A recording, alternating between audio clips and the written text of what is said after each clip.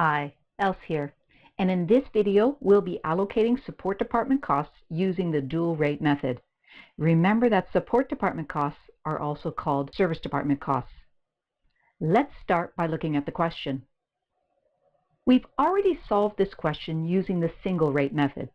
If you look back at that series of videos, you'll see that the same information was used. Total direct overhead costs are the same by department. Check it out. I've also duplicated the two cost drivers, number of employees for human resources and number of inquiries for the IT department. However, under the dual rate method, I've now categorized the total direct overhead costs into two categories, variable and fixed. Why would we do that? Because when we group variable and fixed costs together and we allocate them using the same cost driver, we are treating fixed costs as if they are variable, but they're not. In addition, by using only one driver to allocate both types of costs, we're assuming that one driver represents the use of all the resources. However, that may not be true. One cost driver might not represent all costs in the cost pool. By dividing the costs into the two cost pool, variable and fixed, and then using different drivers, including the percentage of time spent for HR and the number of computers per department for IT, we might be better able to represent the use of resources by the operating departments. Let's read the question so we get a better handle on what we have to do. I'm going to start with the required. Allocate the service department costs using the direct method. Rank the service department costs for the step-down method. Then allocate using the step-down method and the ranking we've already determined, and then allocate using the reciprocal method. So again, we're going to use all three methods to demonstrate them. Let's start reading the question. JC Janitorial Services provides cleaning services to both residential and commercial clients. That's not changed. These two operating departments, residential and commercial, are supported by two service departments, human resources and IT, not changed. Overhead costs, which are directly traceable to each department, have been divided into two cost categories, variable and fixed. I already know that. Human Resources Department's variable costs are allocated to the operating departments based on the percentage of time spent. The Human Resource Department's fixed costs are allocated based on the number of employees. IT Department's variable cost based on the number of inquiries received, and the fixed costs based on the number of computers in each department. And then we have the information.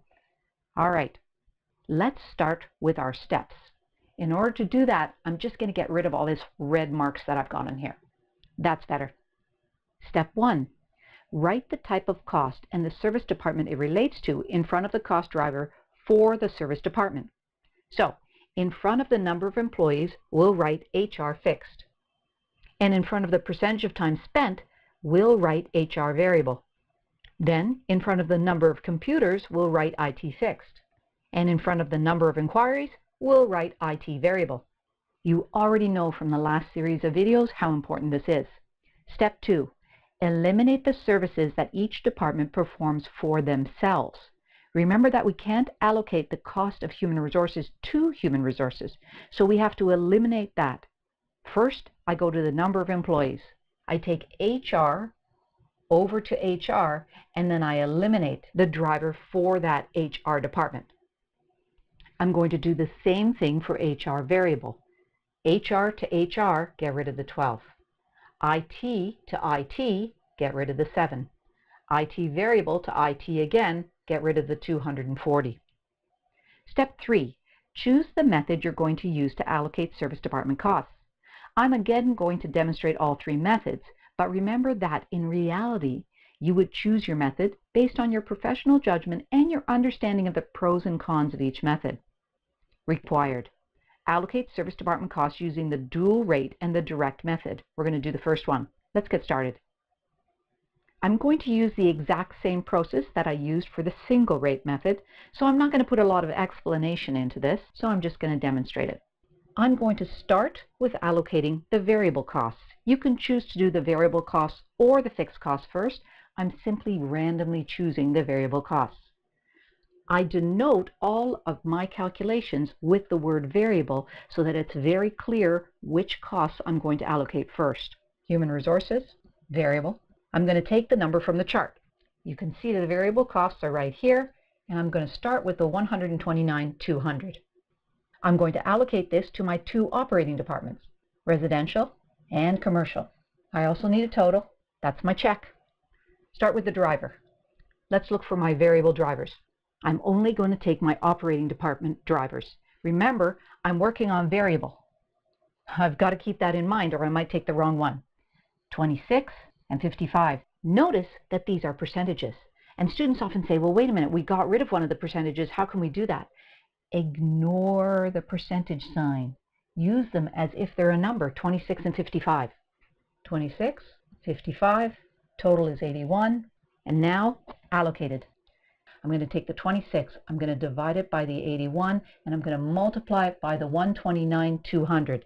That will give me 41,472. I'm going to take the 55, divide it by the 81, multiply it by the 129,200. That will give me 87,728.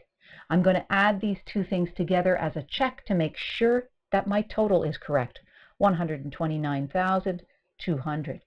That's a direct tie-in to this number. I've done it right. Now I move on to IT variable.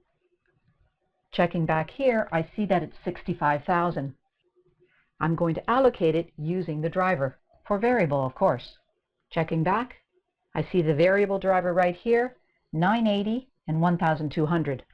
My total, 2,180. I'm now going to do the allocated variable. Again, I'm doing the same thing. 980 divided by the 2,180 times the 65,000 is going to give me 29,220. The 1,200 divided by the 2,180 multiplied the 65,000 is going to give me 35,780. I'm going to add these two things together just to have an internal check to make sure it's correct. 65,000, the 65,000 is equal. Everything's good. I've now allocated both human resource variable and IT variable to both residential and commercial. I can calculate the total variable costs allocated. For residential, I would take the 41,472, add it to the 29,220, and that would equal 70,692. For the commercial, I would take the 87,728, add in the 35,780, and that would equal 123,508. If I add these two together, they have to equal both the 65,000 and the 129,200. That is 194,200. I can add it down and across. It equals the same thing. I know I got it right. Now, don't forget I want the total variable costs for the residential and commercial departments. That means I have to add in their direct variable costs. Let's go back to the question. Their direct variable cost, residential, $314,900, and commercial, $303,800. $314,900 and $303,800. Add those together, and that will get me my total variable costs. $385,592, $427,308. Let's add those together. What do they equal? $812,900. Is this correct? There's an easy way to check. The total of all the variable costs for all four departments is equal to $812,900.